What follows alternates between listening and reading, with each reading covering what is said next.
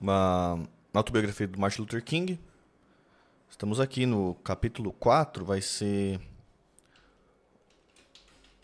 Universidade de Boston. Esse é o nome do capítulo 4. Então vamos lá. Lembrando que a gente vai vendo no futuro, deixem os comentários. Estou acompanhando a leitura, estou gostando do livro. Deixem aí nos comentários, pessoal. Tô vendo que tem muita gente acompanhando aí, mas não deixa nos comentários. Então já deixa nos comentários lá, cara. Já chega deixando nos comentários aí, ó. Pô, mano, tô acompanhando a leitura lá a hora, tal, não sei o que, não tô gostando, blá blá blá, blá blá blá blá blá blá blá blá blá, entendeu? Já chega metendo essa.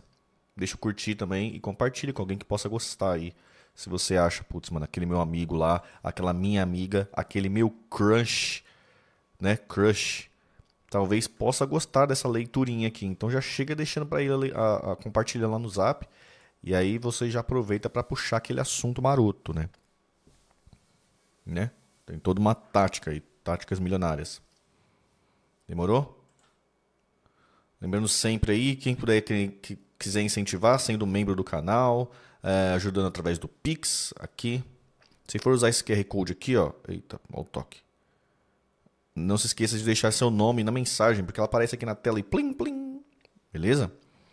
E é isso. Também pode ser sub lá na Twitch, porque transmitimos ao vivo na Twitch também.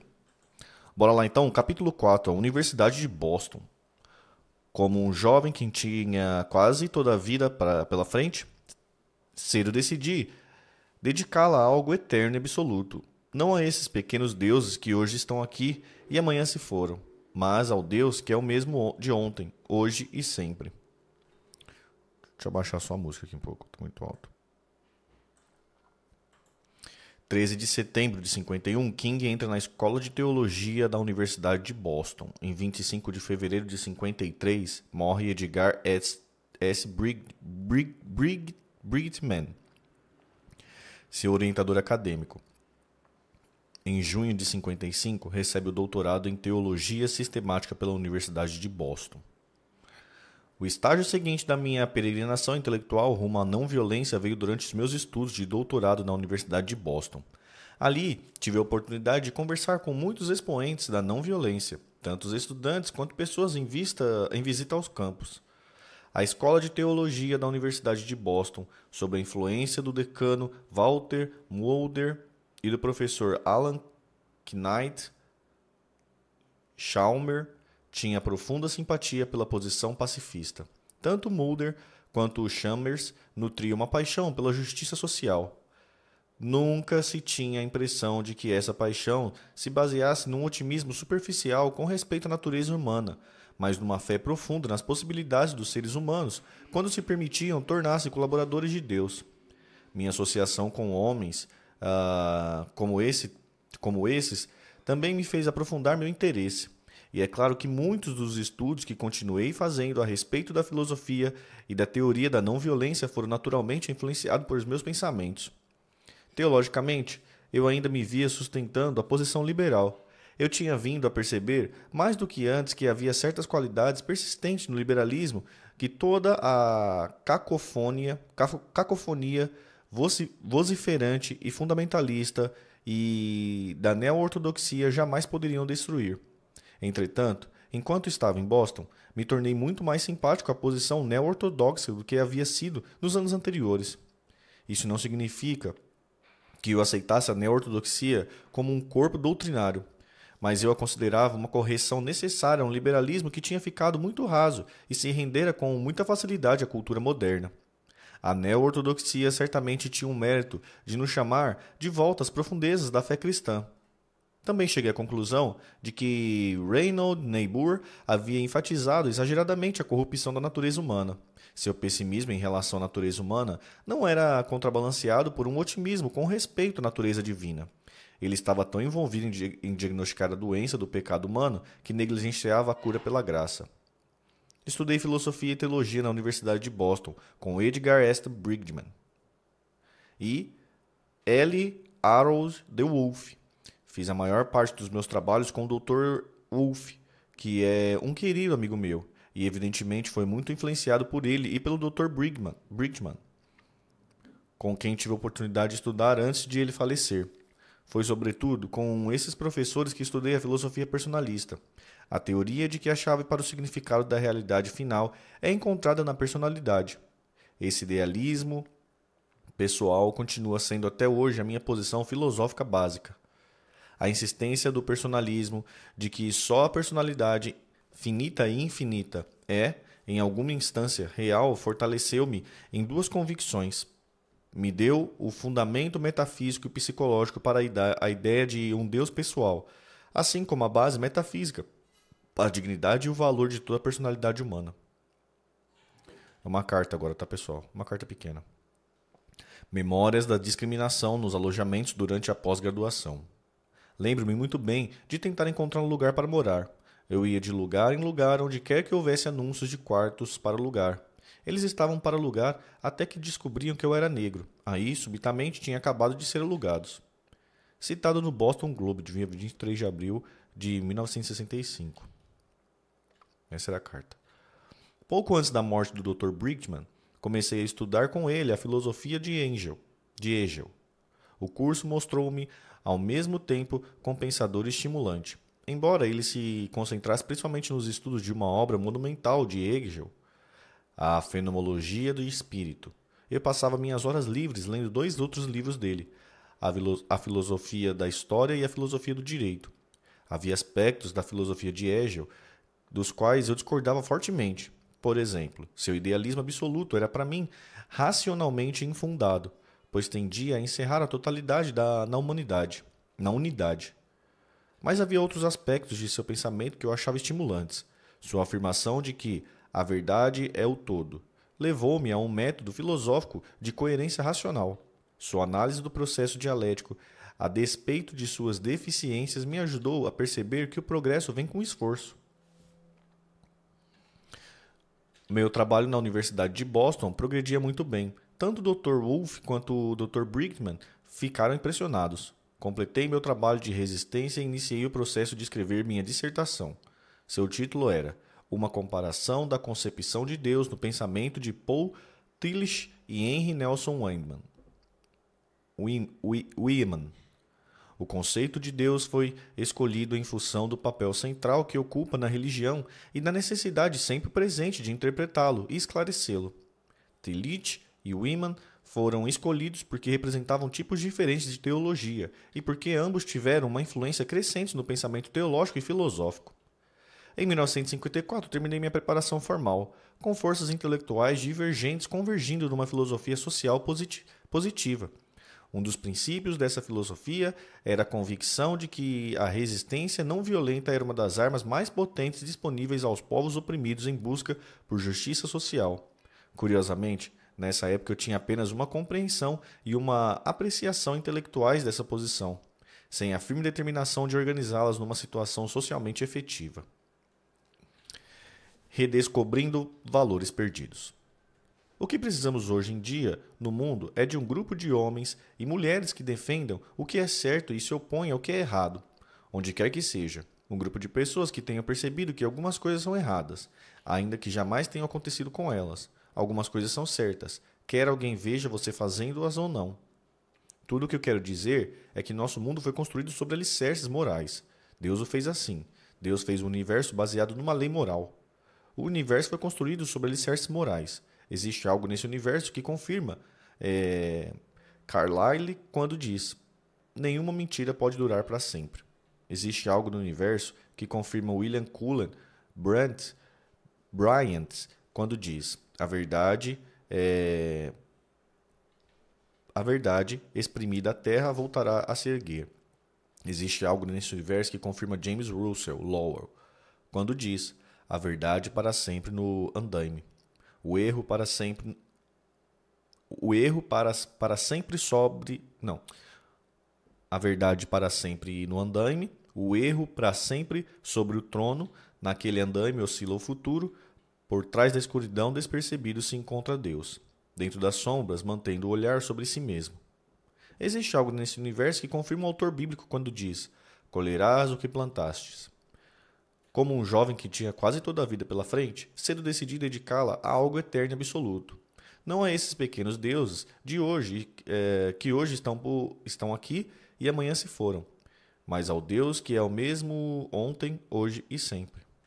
Não vou depositar minha fé absoluta em pequenos deuses que podem ser destruídos numa era atômica, mas no Deus que foi nosso auxílio em eras passadas e é a nossa esperança nos anos vindouros, nosso abrigo em tempos de tormenta e nosso eterno lar.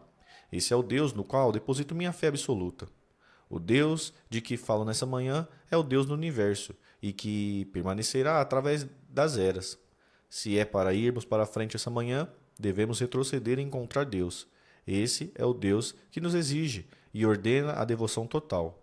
Se é para irmos para frente, devemos olhar para trás e descobrir esses preciosos valores, que toda a realidade se assenta em alicerces morais e tem um controle espiritual. Bom dia, Marcos. Tudo bem, mano? Capítulo 4 é curtinho, vamos pro 5 aqui.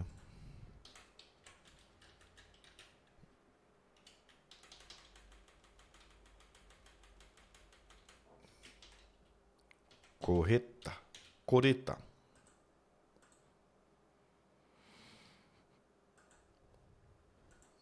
Vamos lá? Capítulo 5. Coreta. Estou em débito com a minha esposa. Coreta, mas sem seu amor, seus sacrifícios e sua lealdade, nem a vida nem o trabalho trariam satisfação. Ela me oferece palavras de consolo quando delas necessito, e um lar bem organizado, em que o amor cristão é uma realidade. Tá com Covid, Marcos? Putz, cara. Desde quando, cara?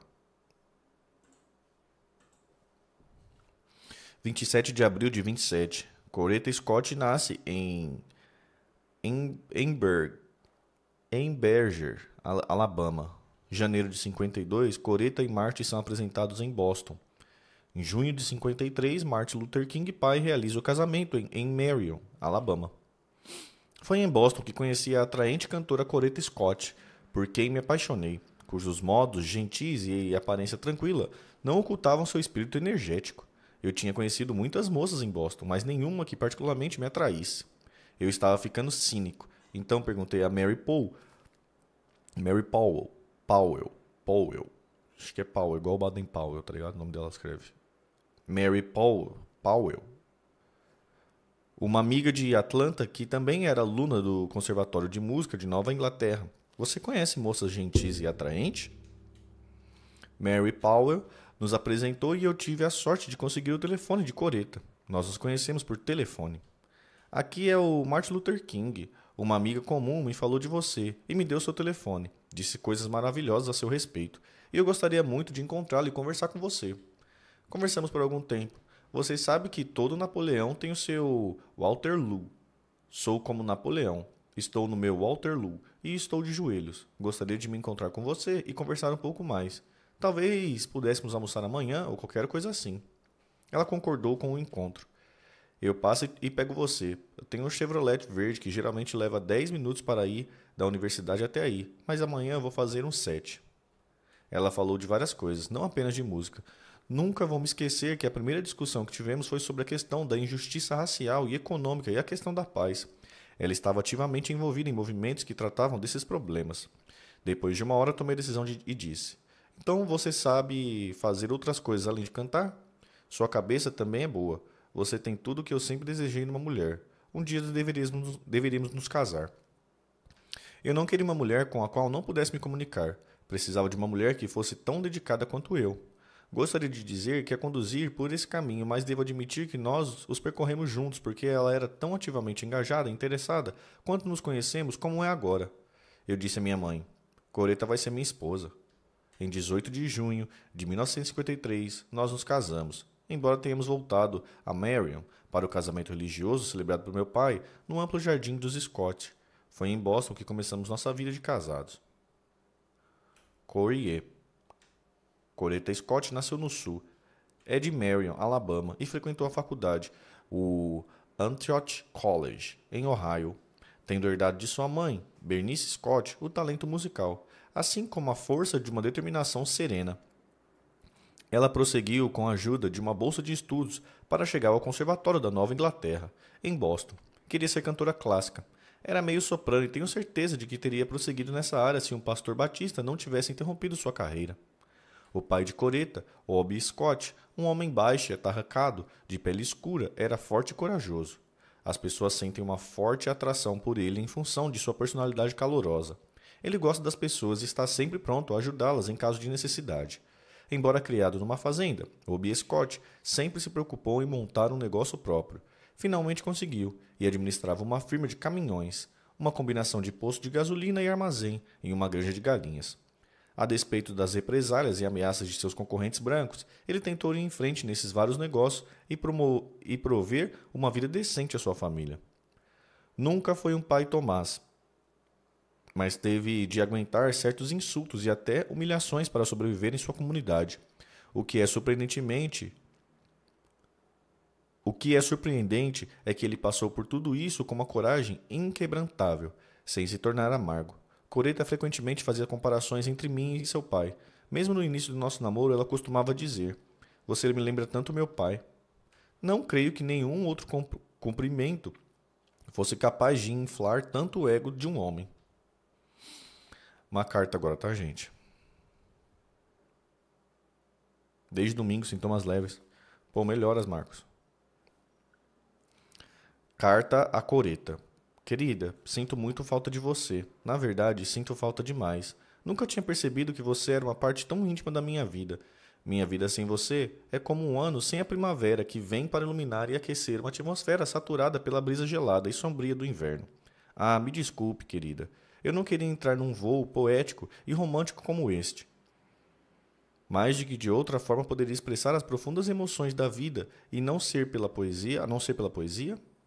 O amor não é inefável demais para ser capturado pelas mãos frias e calculistas do intelecto? A propósito, voltando de uma coisa mais intelectual, acabei de ler Looking Backward, de Ballamy.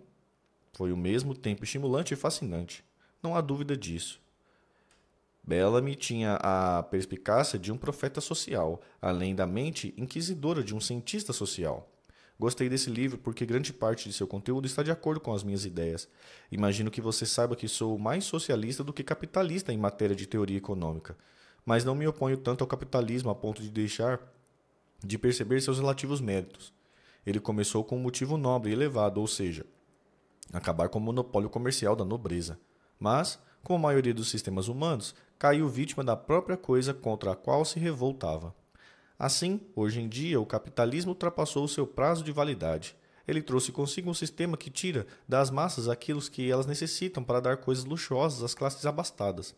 De modo que penso que Bellamy está certo quando vê um declínio gradual no capitalismo. Acho que você percebeu que Bellamy enfatizou que a mudança seria evolutiva e não revolucionária. Essa, ao que me parece, é a maneira mais ética e sadia da mudança social acontecer. Eternamente seu. Martin, Atlanta, de 18 de julho de 1952. Bonita carta. A mãe de Coretta, Bernice Scott, é bem diferente do pai em muitos aspectos. Em contraste com a personalidade transbordante dele, ela é muito tímida. É uma mulher atraente, de pele clara, baixa e magra, com longos cabelos lisos. Ao conhecê-la, logo se percebe que é uma mulher corajosa, determinada e com uma incrível força interior. É profundamente devotada à família, sempre disposta a sacrificar suas necessidades para atender às dos filhos. Mais que qualquer outra pessoa, ela transmitiu a Coretta seus valores éticos e morais, não apenas por suas palavras, mas também por seu exemplo. Permanecendo na luta até o fim. Minha dedicada esposa tem sido para mim uma fonte constante de consolo em todas as dificuldades, em meio às experiências mais trágicas. Nunca entrou em pânico nem se mostrou demasiadamente emotiva. Percebi o verdadeiro significado de uma afirmação bastante trivial. Uma mulher pode sustentar ou derrubar o marido. Através da luta, minha mulher tem sido sempre mais forte do que eu, embora tivesse certos medos e ansiedades naturais em relação ao meu bem-estar. Nunca deixou que dificultassem minha participação ativa no movimento. Corey provou ser o tipo de mulher com qualidades para sustentar o marido quando ele podia ser facilmente derrubado. Nos momentos mais sombrios, sempre trouxe a luz da esperança. Estou convencido de que, se não tivesse uma esposa com a coragem, a força e a calma de Corrier, não teria suportado as tensões e provocações que cercam o movimento. Ela percebeu a grandeza do movimento e teve uma disposição singular para sacrificar a fim de que ele fosse em frente.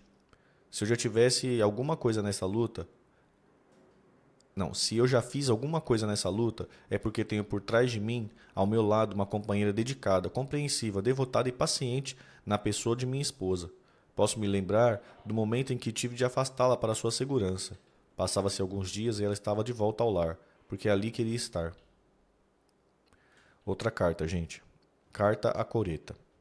23 de julho de 1954, Boston. Querida, como vão as coisas? Recebi sua carta expressa e, naturalmente, fiquei mais que satisfeito por ter notícias suas. Fiquei feliz em saber que você teve um grande dia da mulher. Sua análise do sermão de Greiner foi muito boa. Vejo que você é uma observadora arguta. Estou indo muito bem e dando duro nos estudos, como de hábito. Tenho muita privacidade aqui e ninguém para me incomodar. Todos os seus amigos que tenho encontrado vão bem. Todos perguntam por você. Segunda-feira à noite tivemos uma reunião no nosso clube de filosofia e a frequência foi muito boa. O irmão Satterwhite escreveu um ensaio. Como está o pessoal? Vou chegar a Atlanta de avião a 1h25 da manhã de sexta ou então no sábado de manhã. Não deixe de me encontrar no aeroporto. Vamos viajar para Montgomery em algum momento da manhã de sábado. Quer dizer, se você puder ir. Dê minhas lembranças a todos e me dê notícias em breve. Diga-me o que está fazendo. Continue doce.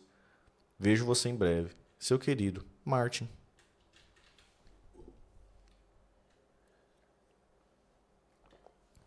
Coreta nunca se satisfez em ficar longe de mim, mas nem sempre podia estar comigo porque precisava ficar em casa com nossos 4 filhos muito novos. Ela me acompanhava em algumas ocasiões e sempre foi um grande consolo para mim, apoiando cada movimento meu. Eu não tinha o problema que seria uma mulher. Eu não tinha o problema que seria uma mulher amedrontada e tentando fugir da situação. E essa foi uma grande ajuda em todas as dificuldades que enfrentei. Coreta teve de se contentar com uns poucos concertos aqui e ali. Basicamente, ela tem sido mulher de pastor e mãe de nossos 4 filhos. Martin Luther King III, Dexter Scott, Yolanda Denise e Bernice Albertini. Quando eu pensava em meu futuro, também pensava em minha família.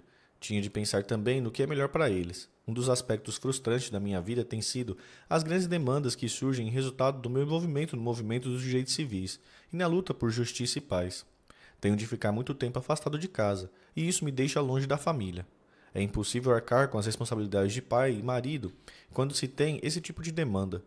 Mas, felizmente, tenho uma mulher muito compreensiva que tenta explicar às crianças por que eu sou obrigado a me ausentar tanto. Penso que, de alguma forma, elas entendem, embora lhes sejam tão difícil. Pô, os capítulos estão curtos agora, hein? Já vamos pro 6º já. Capítulo 6.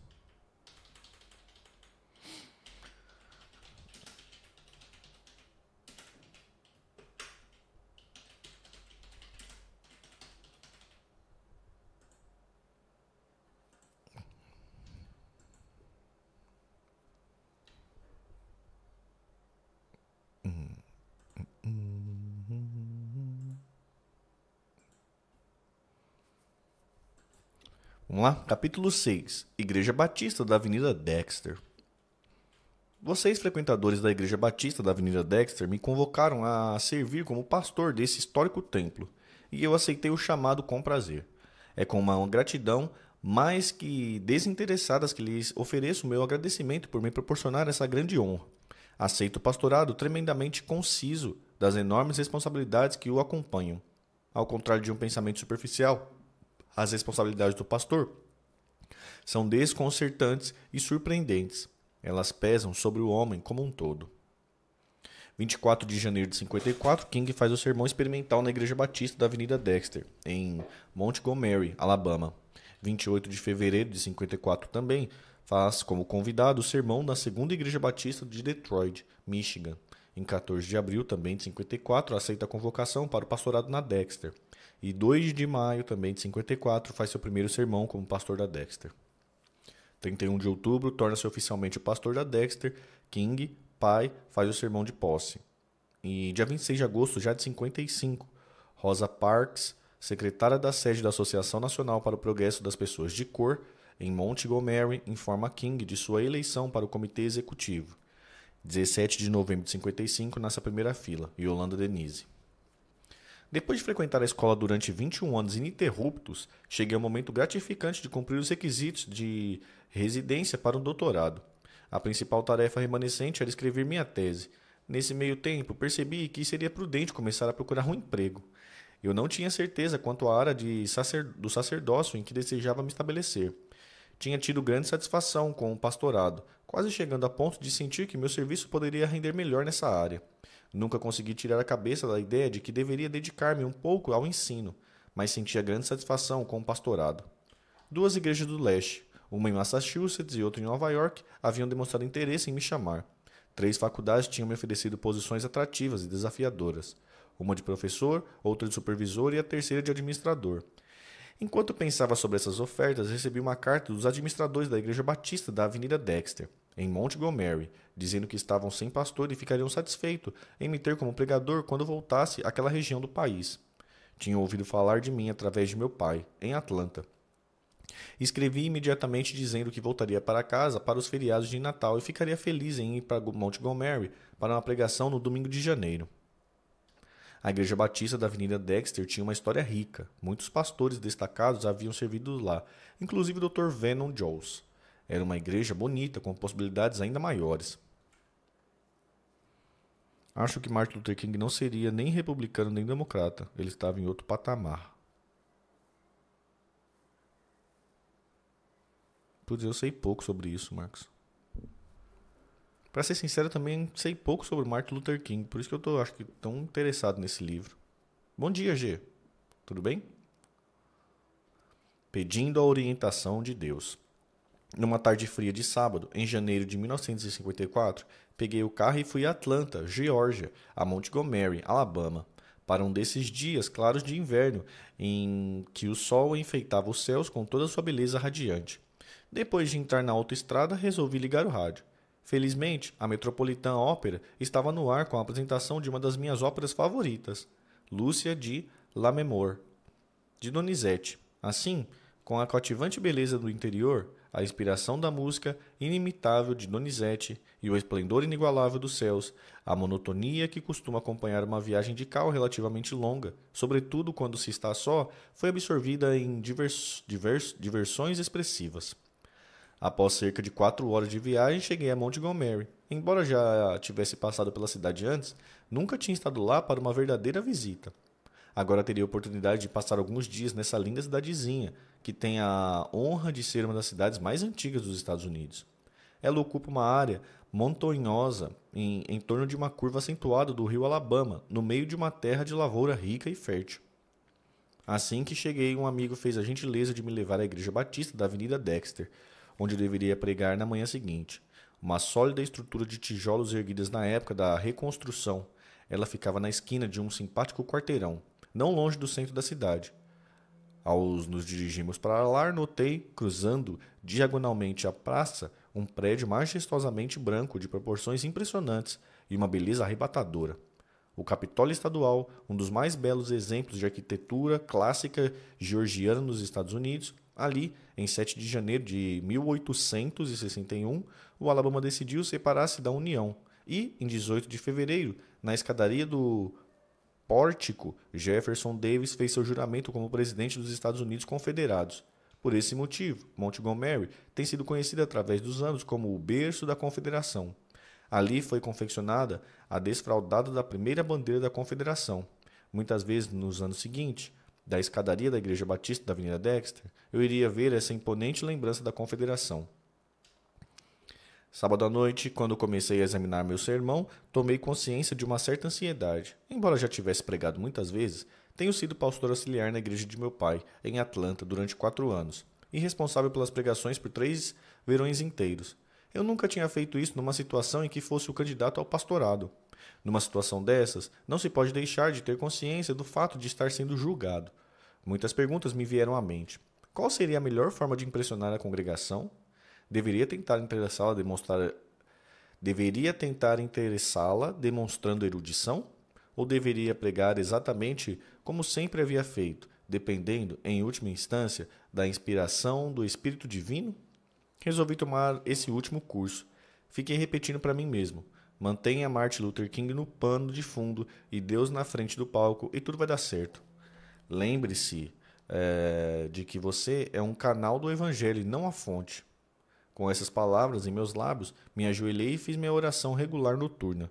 Encerrei-a pedindo a orientação de Deus e sua presença constante quando me defrontasse com a congregação de seu povo na manhã seguinte. Com a segurança que sempre se aposta de mim depois de uma oração sincera, levantei-me e fui me deitar em minha confortável cama e caí no sono quase na mesma hora. Na manhã de domingo, eu me levantei cedo, costume que sigo todo domingo, a fim de ter uma hora de meditação tranquila. Era uma bela manhã. De minha janela vi o sol nascer a leste no horizonte e se mover como que conduzindo suas múltiplas cores através do azul sublime. Voltei mais uma vez ao meu sermão. Logo já eram 11 horas e me vi no púlpito da Igreja Batista da Avenida Dexter. A congregação comparecera em grande número naquela manhã. O tema de meu sermão era As Três Dimensões de uma Vida Completa. A congregação mostrou-se receptiva e eu saí com o sentimento de que Deus me havia usado bem. Também fiquei muito impressionado com a igreja e suas amplas possibilidades. Mais tarde naquele dia, a comissão do púlpito me indagou se eu aceitaria o pastorado caso seus membros considerassem adequado me convidar. Respondi que dedicaria a esse convite minha mais séria e devoção consideração. Depois desse encontro, voltei a Montgomery, para Atlanta, e de lá peguei um voo para Boston. Uma carta agora, tá, gente?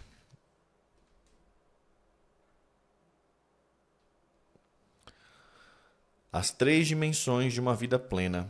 A dimensão da vida, como devemos usá-la, não está em sua duração, em sua longevidade. Está, isto sim, no impulso de uma vida em direção aos seus objetivos e ambições pessoais. Essa é a preocupação interna com o próprio bem-estar pessoal. A amplitude da vida é a preocupação externa com o bem-estar dos outros. O peso da vida é a expansão para cima em direção a Deus. Essas são as três dimensões da vida. E sem o desenvolvimento de todas elas, nenhuma vida atinge a completude. A vida é, na melhor das hipóteses, um grande triângulo. Num dos ângulos está o indivíduo, no outro, as outras pessoas, e lá no alto se encontra Deus. A menos que as três estejam concatenadas, funcionando em conjunto harmoniosamente, numa única vida, essa vida estará incompleta. De um sermão em Dexter, 24 de janeiro de 54.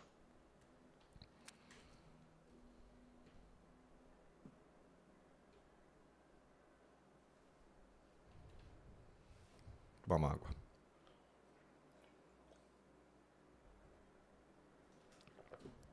Cerca de um mês depois, recebi uma carta aérea, por entrega especial, de Montgomery, dizendo que eu fora unanimemente convidado para o pastorado da Igreja Batista da Avenida Dexter.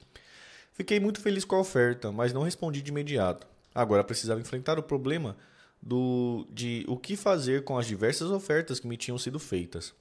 Aconteceu no dia seguinte eu ter de pegar um voo para Detroit, Michigan, onde iria pregar no domingo.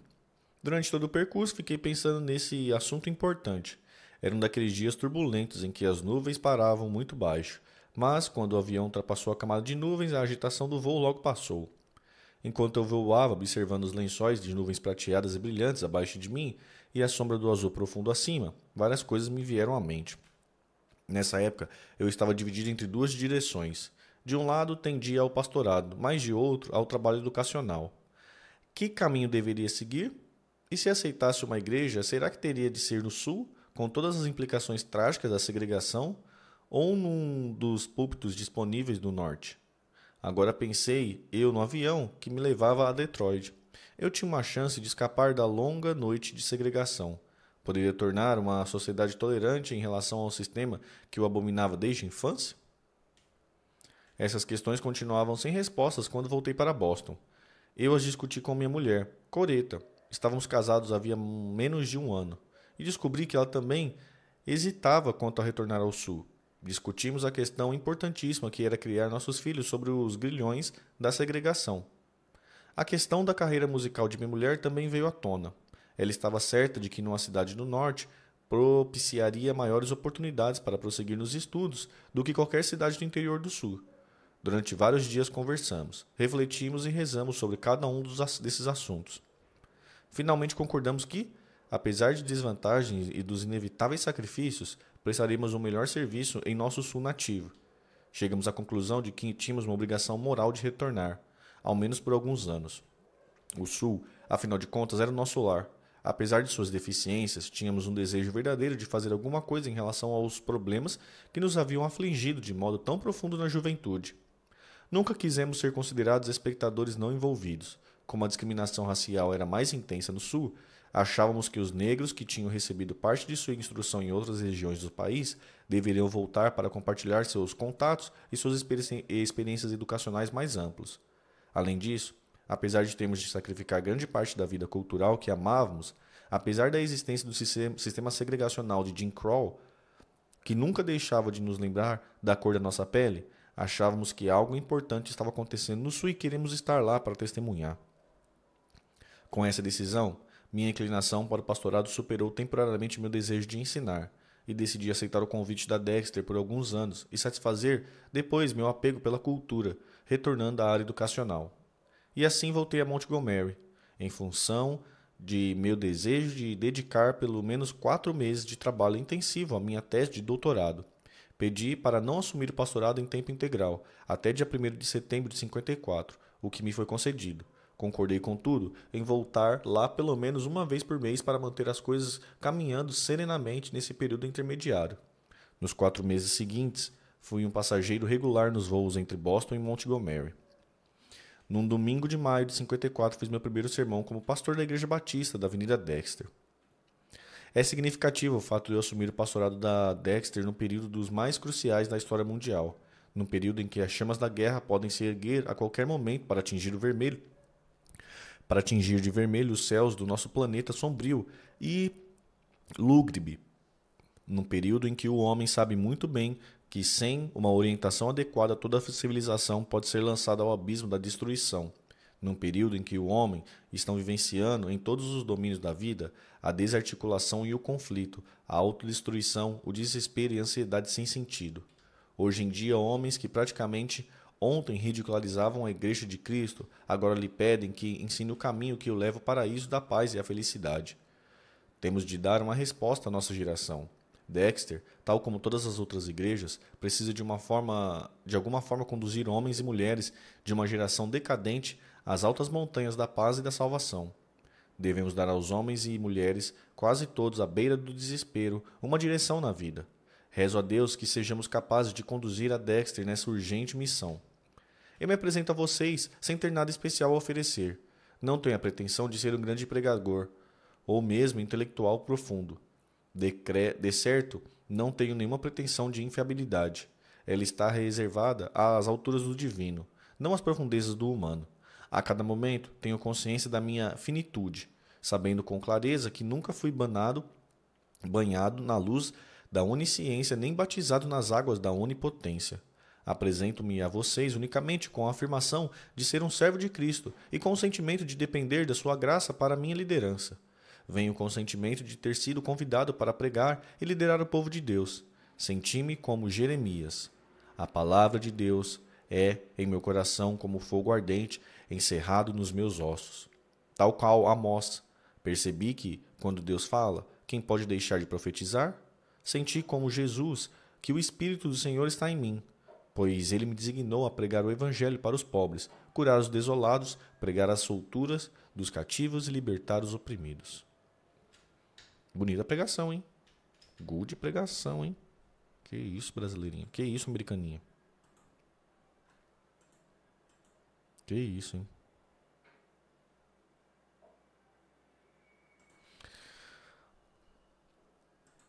Uma aguinha.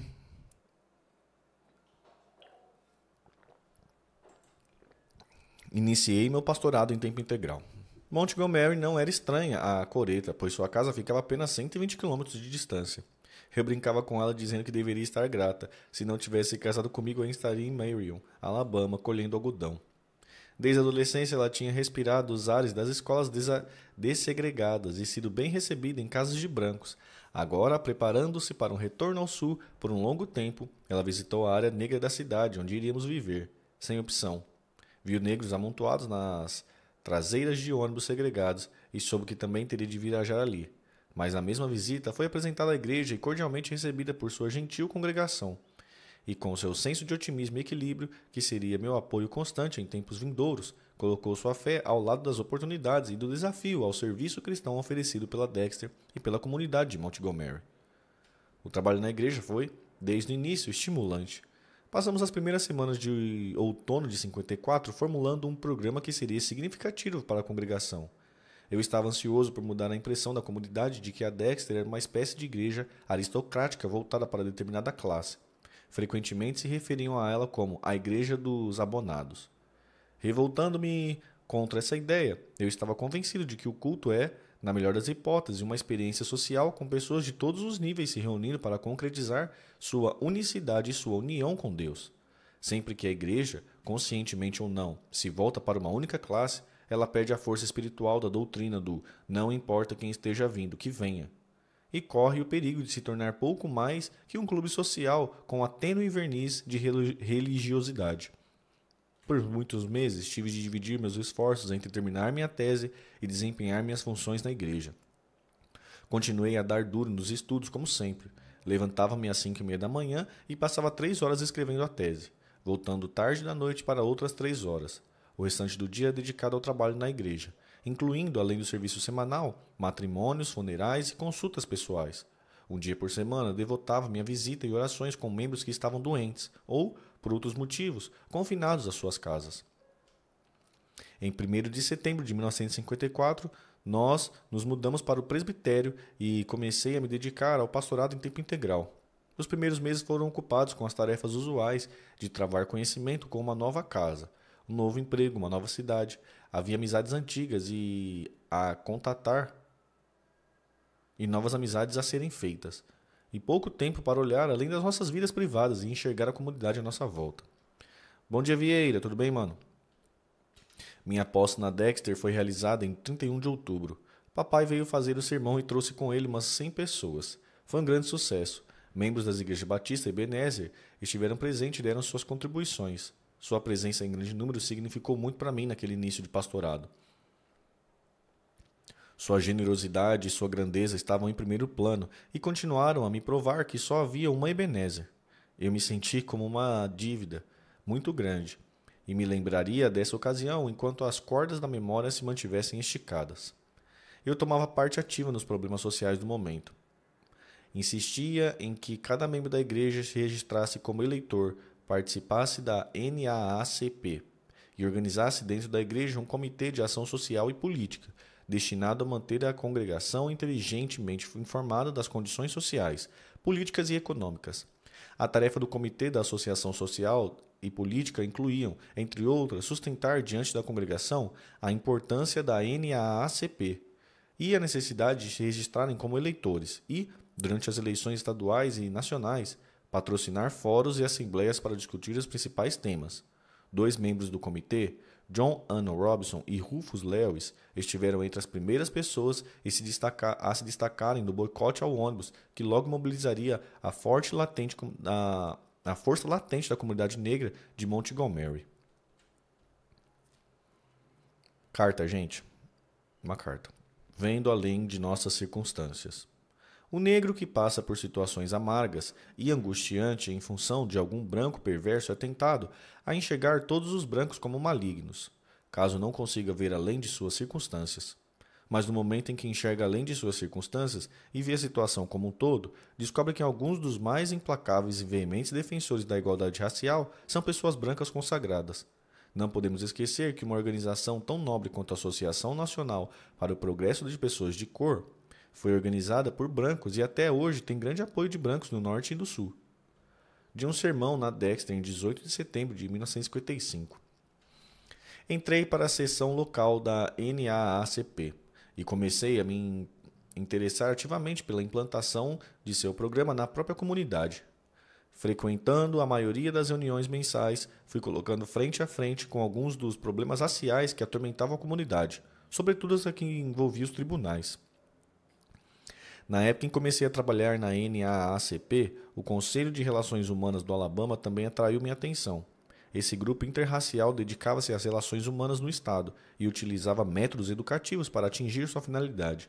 Buscava conquistar, mediante pesquisas e ações, a igualdade de oportunidade para todas as pessoas no Alabama. Depois de trabalhar com o conselho por alguns meses, fui eleito para o cargo de vice-presidente. Embora nunca tivesse tido muitos membros, essa organização desempenhou um papel importante, sendo o único grupo realmente interracial em Montgomery. Serviu para manter abertos os canais de comunicação entre as raças, altamente necessário. Fiquei surpreso em descobrir que muitas pessoas achavam incoerente o meu duplo interesse pela NAACP e pelo Conselho. Muitos negros achavam que a integração só poderia ser atingida por meio de legislação e de ações jurídicas. As principais ênfases na NAACP. Muitos brancos pensavam que a integração só poderia ser atingida mediante a educação. A principal ênfase do Conselho de Relações Humanas. Como é que alguém poderia se dedicar às duas organizações com métodos e abordagem tão diametralmente opostos? Essa pergunta partia do pressuposto de que haveria uma única abordagem para a solução do problema de raça. Eu, pelo contrário, achava que as duas abordagens eram necessárias. Pela educação, buscamos mudar atitudes e sentimentos internos, preconceitos, ódios, etc. Pela legislação e por determinações dos tribunais, buscamos regulamentar o comportamento. Qualquer um que parta da convicção de que o caminho para a justiça social tem uma única via, inevitavelmente cairá no congestionamento e tornará a viagem infinitamente mais demorada. Depois de estar vivendo em Montgomery por mais ou menos um ano, tornei-me o orgulhoso pai de uma menininha, Yolanda Denise. Ioc.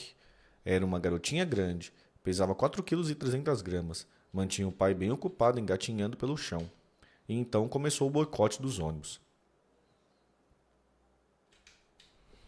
É isso, gente. Pô, lemos quantos capítulos hoje? 4, 5, 6. Lemos 3 hoje, hein? Foi bom hoje, hein?